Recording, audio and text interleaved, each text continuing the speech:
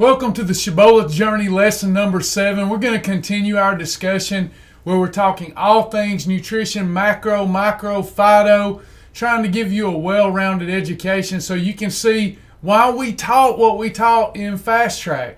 So now we're talking about fats. Okay, so let's first unpack the calories per gram in protein, carbohydrate, and fat. In a gram of protein, there are 4 calories. These calories break down into amino acids that feed and fuel our muscle, help us maintain metabolism and build metabolism. Protein grams that we consume cause a lot of blood flow to the digestive system, so a lot of energy expenditure takes place, and we slow down provocation of the fat bus. Carbohydrate, 4 calories per gram. The same 4 calories, but they break down in the body totally differently, okay? So when we're consuming carbs, depending on what we're consuming carbohydrate-wise, we get a blood sugar elevation that can be significant and some more significant than others. So that carbohydrate, we got to be really careful, especially with processed carbs, because we can get a huge fat bus load, insulin, a huge insulin rush to regulate our blood sugar, and this can pose us a lot of problems if our goal is to reduce our body fat. You, in fact, cannot efficiently lose body fat when you have high levels of insulin in your system, hence us having these perfect days, more days than not, so that more days than not, we can control insulin. It's really simple, really, when you think about it, and I hope you can tie this into what we learned in Fast Track. Now with fat. Fat has been vilified through the years, and now it's being popularized again with the ketogenic type diets. You know, this has happened in the 50s with Dr. Atkins, and Dr. Atkins come back on the scene in the late 80s. Same thing was talked about again there, early 90s, and then it went out of fad again, and it goes out of fad for a reason, but it's back with these ketogenic diets.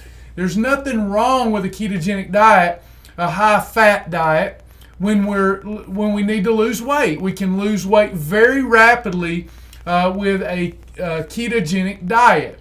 We're eating a very high ratio of fat to carbohydrate. That's the key.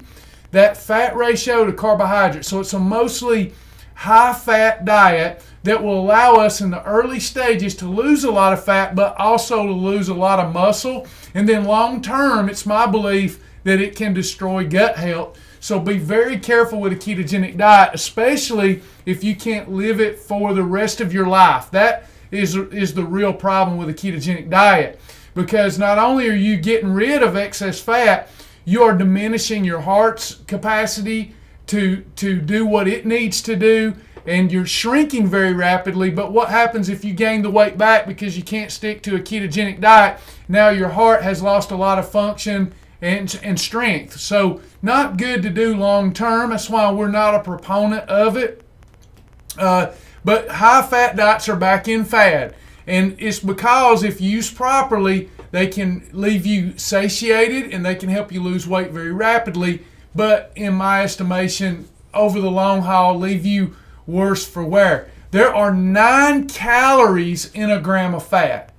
A gram of fat is twice as dense in energy as protein and carbohydrate. Now, this is not a good thing or a bad thing, something to be aware of, because if your diet is high in fat, it can be higher in calories. For example, 4 ounces of steak is going to take up more space on the plate than 4 ounces of chicken breast. 4 ounces of steak is going to have double the calories as opposed to a 4-ounce chicken breast. So you're getting more calories. But the thing that it does is it brings down your appetite, so you eat less overall when you're eating high-fat foods that are good and healthy fats. Now, in coming lessons, we're going to begin to talk about and break down good fats versus bad fats. See, it's not that we should exclude any macronutrient in a proper lifestyle. It's that we need to know the difference between good protein and bad protein, good carbs and bad carbs, good fats and bad fats, and then focus our attention on the good most of the time.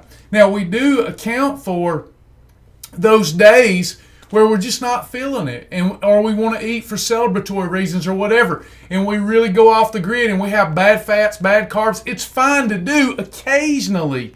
You know, when you're in the weight loss mode, it's 6 days a month you can eat whatever you want. That is a lot. And then when you get into maintenance, up to 12. Now what that does is mathematically leave us enough days in the month to lose fat very fast and efficiently, because we're controlling insulin enough days during the month for us to do that. I've figured all that out for you, and it has worked for more than 20 years, and it will work for you if you will apply the system. And it's fun and it's easy. I'll be back with another lesson on fats soon.